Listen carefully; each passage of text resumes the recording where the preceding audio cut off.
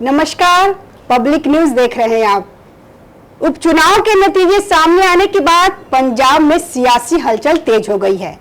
Ludhiana waste विधानसभा seat पर हुए उपचुनाव में जीत हासिल करने के बाद मुख्यमंत्री भगवंत मान राज्यपाल गुलाब चंद कटारिया से मुलाकात की है। राज्यपाल से मीटिंग के बाद उन्होंने कहा है कि अगले 2-4 दिनों में पंजाब कैबिनेट का विस्तार किया जाएगा। जगदीश जी, किसकी छुट्टी होगी और कौन कौन नया चेहरा भगवंत मान के कैबिनेट में आएगा?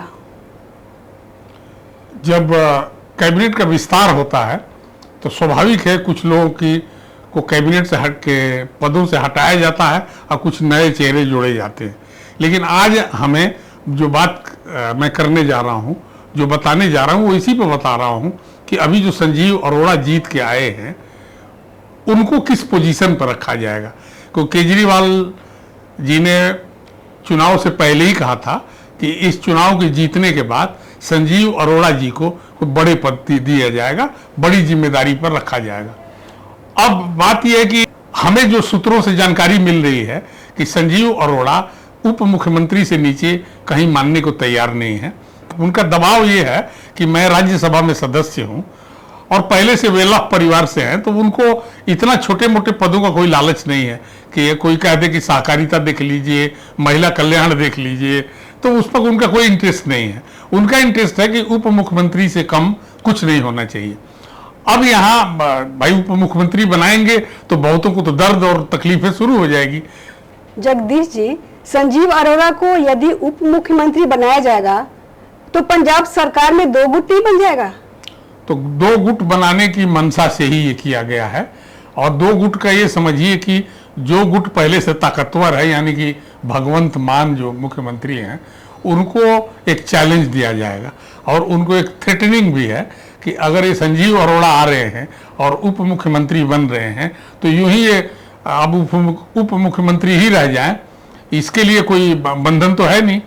हो सकता है कि भगवंत मान का पर कतरने शुरू कर दें वो, और ये जो अरविंद केजरीवाल है, जिस स्टाइल की राजनीति इन्होंने दिल्ली में की थी, बड़े से बड़े लोगों को रिप्लेस जिस तरह से किया, वो प्रयोग पंजाब में निश्चित रूप से होगा। मुझे लगता है कि ये सोच करके भगवंत मान खुद बहुत परेशान है और वो अपनी परेशानी को ना तो बता पा रहे हैं ना उसको पचा पा रहे हैं। उनकी तो नींद हराम होगी निश्चित रूप से। संजीव अरोड़ा उनके लिए काल बनने जा रहे हैं, ये तो आज से ही पता चल रहा। मेरे जो लोग हैं पंजाब में, उन लोगों का भी मानना है कि ये इतना सशक्त आदमी है कि ये यूं ही नहीं छोड़ देगा भगवंत मान को। और भगवंत मान की जो अनपॉपुलैरिटी किसानों में हुई है उसका बहाना बनाए या किसी और मुद्दे को बनाएंगे और बहाना बना करके इनको सीधी सत्ता सौंप के उनको बाहर भी किया जा सकता है आने वाले दिनों में। जगदीश जी, भगवंत मान की भी पॉपुलैरिटी कम नहीं है। अगर संजीव अरोड़ा को उप मुख्यमंत्री बनाया जाएगा तो क्या भगवंत मान चुप बैठेंगे? उप मुख्यमंत्री तक तो नहीं बोलेंगे, लेकिन उनको आभास हो गया है कि खाली उप मुख्यमंत्री से ही ये बात नहीं बनने वाली। हो सकता है कि मुख्यमंत्री तक वो की कुर्सी तक वो पहुंच जाए। ऐसे में जहां तक भगवंत मान की पॉपुलैरिटी है, तो ऐसे पॉपुलैरिटी के तमाम नेता हमने अन्य राज्यों में भी देखे हैं जो केजरीवाल के आसपास रहते थे, बहुत पॉपुलर थे और उनके मुंह की बात कहते थे। और जब वो पॉपुलर ज़्यादा हो गए, क्योंकि पॉपुलैरिटी सामने वाले नेता को पसंद नहीं आती, और उसमें से 1 नंबर के चैंपियन है अरविंद केजरीवाल। मैं इसलिए कह रहा हूं कि भगवंत मान कैसे मान जाएंगे, कैसे चुप हो जाएंगे। आप दिल्ली को याद कीजिए, दिल्ली में जब इनकी सरकार बनी, और ये सब ईमानदार चेहरे बहुत सारे जो पॉपुलर भी बहुत ज़्यादा थे। मुझे लगता है कि अरविंद केजरीवाल से ज़्यादा पॉपुलर चेहरे योगेंद्र यादव, प्रशांत भूषण और कुमार विश्वास, ये लोगों को जब सेट कर दिया उस व्यक्ति ने और उनको मानना पड़ गया। लेकिन एक बात और भी है, जहाँ तक संजीव अरोड़ा का मामला है, उसके मामले में भगवंत मान कमजोर साबित हो सकते हैं, क्योंकि वह व्यक्ति बहुत ताकतवर है।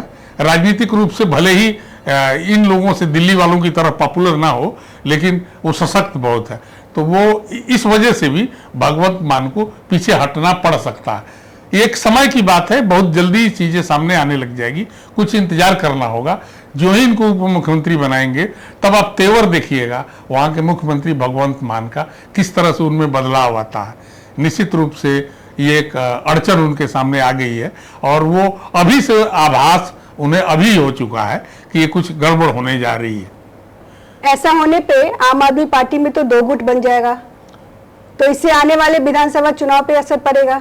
हाँ, जो एक शब्द कहा जाता है एंटी इनकम्बेंसी, जो सरकार का इकबाल होता है, जब वो घटने लगता है तो उसका एंटी इनकम्बेंसी जाहिर तौर पर सामने आ जाती है। यही अरविंद केजरीवाल के साथ भी हो जाएगा और उसमें भगवंत मान को बड़ा नुकसान हो सकता है। आज जो नुकसान मुझे दिख रहा है ये है कि 5 साल सरकार जब पूरी होगी तब तक केजरीवाल इस तरह का तहस नहस कर देंगे, पार्टी में गुट बना देंगे। 2 गुट क्या, 3 गुट भी बन सकते हैं, और भी कुछ एक न्यूट्रल लोग होते हैं जो अलग से गुट बनाते हैं। तो इन गुटों का सामना तो करना पड़ेगा और इससे होता क्या है कि पब्लिक में इमेज खराब होनी शुरू हो जाती है और ये शुरुआत होती है राजनीतिक रूप से सत्यानाश होने का, कमजोर होने का। दिल्ली उसी का एक परिणाम था। मैं बार बार दिल्ली की चर्चा इसलिए कर रहा हूं कि दिल्ली एक बहुत टेस्ट स्टेट रहा है। इतने बड़े नेता राष्ट्रीय स्तर के, आम आदमी पार्टी के, ऐसा कह सकते हैं राष्ट्रीय स्तर के, जब एक एक करके कैसे किस तरह से बाहर कर दिए गए और किस तरह से गुट बने, और गुट में पहले तो गुट बने थे और गुट बन के इनको टॉपल करना चाहे थे, लेकिन इन्होंने बड़ी चतुराई से एक्ट किया और इन लोग समझ गए कि हमको छोड़ेंगे नहीं, तो उन्होंने बाहर का रास्ता दिखा दिया। उसका नतीजा ये हुआ कि खुद भी बाहर का रास्ता इनको भी देखना पड़ा और अब दिल्ली में सरकार उनकी नहीं रही। जगदीश जी, जैसे ही संजीव अरोड़ा के उप मुख्यमंत्री बनने की खबर फैल गई तो भगवंत मान के गुट वाले भी तो पूरी तरह तैयार हो जाएंगे। हाँ, निश्चित रूप से तैयार हो रहे हैं वो, और वो गुटबाजी। लेकिन ये समझ लीजिए कि भगवंत मान इस केजरीवाल के सामने, भले वो मुख्यमंत्री हैं, वो कोई औकात नहीं रखते। और ऐसा बार बार देखा गया है। हमारे सोर्स जो हैं, देखिए उनके जो मुख्य एडवाइजर रह चुके वो मेरे मित्र हैं, मैं नाम लेना यहाँ पर उचित नहीं समझता, लेकिन उनके सलाहकार थे। उनका कहना है कि जिस तरह से बदतमीजी से और गाली गलौज के साथ वो मुख्यमंत्री से पेश आते हैं केजरीवाल, तो ये पता नहीं किस तरह से भगवंत मान उसको पचा पाते हैं और कितने दिन पचा पाएंगे। इसलिए लग रहा है कि वो गुटबाजी तो भगवंत मान खुद ही तैयार कर रहे हैं और वो ये संजीव अरोड़ा के सामने आने से पहले भी वो अपने को एक इस तरह का सशक्त बनने की कोशिश कर रहे हैं कि कोई ऐसा अगर बदलाव होता है और मेरा महत्व कम होता है तो मैं अपने महत्व को किस तरह से कायम रख सकूं। तो गुट के बारे में पहले से उनका चिंतन चल रहा है। अब हमें ये देखना है कि हम लोगों के सामने ये कब आता है और एकदम सरकार में आपस में नोचना, कूटना, गाली देना कब शुरू होता है, ये देखने की बात होगी। जगदीश जी, अरविंद केजरीवाल राज्यसभा जाने से इनकार क्यों कर दिया? इनकार किया जिस तरह के उनके ऊपर केस हैं, इसकी चर्चा हम लोग करते रहते हैं लगातार। वो जो अपनी केस के भय से, और ताकि मैंने उनको ये लग गया है कि आसानी से मैं पहुंच नहीं पाऊंगा, तो ये दूसरे लोगों को भेजने की कोशिश करेंगे। दूसरे क्या, अभी आज जो हुआ है घटनाक्रम कि एलजी ने जो सिफारिश की है सत्येंद्र जैन और सौरभ भारद्वाज पर जांच करने की, उनके भ्रष्टाचार, अस्पताल बनाने में देरी होने और उसकी कॉस्ट बढ़ जाने के बारे में गृह मंत्रालय ने ये आदेश दे दिया सक्षम विभाग को और वो जांच शुरू करेंगे। ऐसे में सौरभ भारद्वाज और सत्येंद्र जैन ये भी बाहर हो गए करीब करीब। अरविंद केजरीवाल पर जो चार्जेस चल रहे हैं, इस वजह से वो जानते हैं कि कभी भी कुछ भी हो सकता है, तो इसलिए वो अपने आप को बाहर कर लिए। लेकिन यहाँ एक बात ये आ रही है, दिखाई ये दे रहा है कि जो उन्होंने समिति बनाई है राज्यसभा उम्मीदवार चुनने के लिए, वो समिति काफी इनके दबाव में, प्रभाव में अब से ही सुनीता केजरीवाल का नाम उछालना शुरू कर दिया है और अंत में ये हो सकता है कि समिति की सिफारिश आ जाए। जगदीश जी, अगर सुनीता केजरीवाल को राज्यसभा भेजा जाएगा तो मनीष सिसोदिया का क्या होगा? भाई वो तो देखा जाता है ना कि आपको जो लगता है, हमें जो लगता है, दिखता है कि बड़ी यारी है, कहते हैं ना, राजनीति में जो सबसे करीब होता है वो सबसे खतरनाक उसके लिए होता है। तो सबको पता है, सारे देश को पता है कि अरविंद केजरीवाल के सबसे करीब है मनीष सिसोदिया। तो सबसे खतरा भी मनीष सिसोदिया ही है अरविंद केजरीवाल के लिए। अगर देश स्तर पर नहीं कहेंगे तो दिल्ली को तो ले ही लीजिए। तो वो क्यों चाहेंगे कि अपने सबसे करीब दिखने वाले, जो खतरनाक हो सकता है, उसको मैं इतना भाव दे दूं? तो इसलिए लगता है कि सुनीता केजरीवाल के चांस ज्यादा है। अब वो थोड़ा इंतजार भी हम लोगों को करना पड़ेगा, उस समिति क्या रिपोर्ट देती है और उस समिति में लोग कौन है और कितने प्रभावित केजरीवाल से रहते हैं, इसका भी पता चल जाएगा। ये बहुत सारे पैतरेबाजी अभी केजरीवाल करेंगे। राज्यसभा में ये अपना जो अनाउंस होने तक चुनाव के अभी टाइम है, क्योंकि उसमें 6 महीने तक का टाइम मिलता है। तो अभी समय है, कब वो चुनाव आयोग इस बात को लेके आता है कि उस सीट पर राज्यसभा चुनाव होगा, तब तक अरविंद केजरीवाल के तमाम तरह की उठापटक आपको देखने को मिलेगी। और ऐसी उठापटक पंजाब सरकार में भी दिखेगी। जब अरविंद केजरीवाल जेल में बंद थे, तब भी जो सबसे आगे आके एक्ट करने वाली थी वो सुनीता केजरीवाल ही थी। और उन्होंने जेल में रहते हुए भी मुख्यमंत्री पद से इस्तीफा नहीं दिया था, किसी को सौंपा नहीं था। वो चाहते तो किसी को सौंप सकते थे। बहुत सारी खबरें भी आती थी उस जमाने कि इनको दे देंगे, उनके दे देंगे, लेकिन वो बिल्कुल नहीं दिए।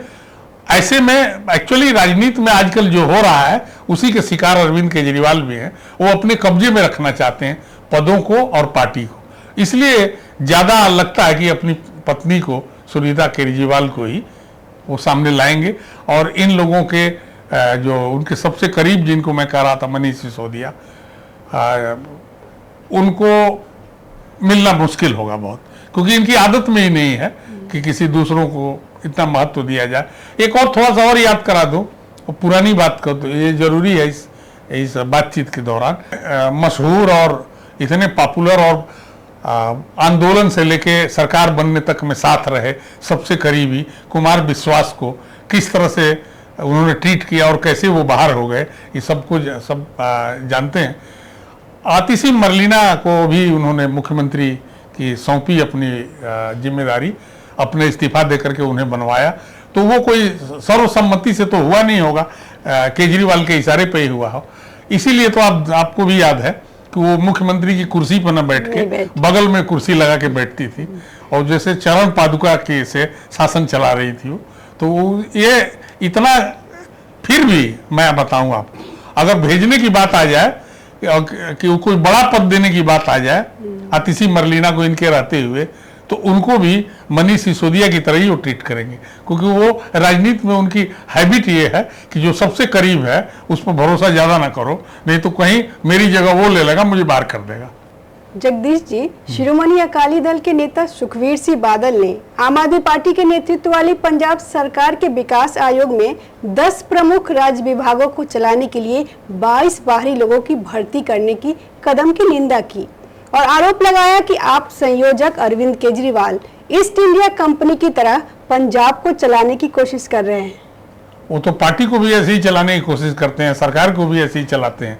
ये दिल्ली में भी देखा जिस तरह से वॉलंटियरों की भर्ती किया उन्होंने, जो चुनाव में उनके साथ जो लगे रहे। तो मैंने खुद ने पता किया था, बहुत लोगों से बातचीत की थी, कहाँ से हो, तो विभिन्न राज्यों से लोग थे। बहुत महत्वपूर्ण पदों पर डिसीजन मेकिंग जो बॉडीज होती है इनकी पार्टी को लेकर के, उसमें भी बाहर के लोग थे। उनमें तो एक व्यक्ति ऐसे हैं, रायजदा नाम है उनका, जो उनके लिए इतना काम किए थे फर्स्ट टर्म में, और अब इस चुनाव में, पिछले जो चुनाव हुआ है उसमें नई दिल्ली क्षेत्र से वो निर्दलीय के रूप में चुनाव लड़ गए। क्योंकि वो उनका कहना था कि कोई ईमानदारी तो बिल्कुल भी नहीं है, ट्रांसपेरेंट भी नहीं है, मैं ईमानदार और ट्रांसपेरेंट सरकार चाहता हूं, तो मैं भले ना कुछ कर पाऊं लेकिन थोड़ा योगदान करना चाह रहा हूं इनको हटाने में। और नई दिल्ली सीट से रायजदा चुनाव लड़े थे, जो भी वोट मिला वो सब केजरीवाल का ही वोट था। वो क्यों हुआ ऐसा? ऐसे जो जबरदस्त लोग थे वो क्यों? इसीलिए कि ये इनकी आदत है, बाहरी लोगों को ला करके महत्व देने लगते हैं, स्थानीय लोग परेशानी में आ जाते हैं, यही वजह है और ये इनकी आदत में भी है। जगदीश जी, तमाम जानकारी के लिए आपका बहुत बहुत धन्यवाद। नमस्कार। ताज़ा खबरों से जुड़े रहने के लिए हमारे चैनल को सब्सक्राइब करें और बेल आइकन को दबाना ना भूलें ताकि हर खबर की नोटिफिकेशन आपको मिलती रहे।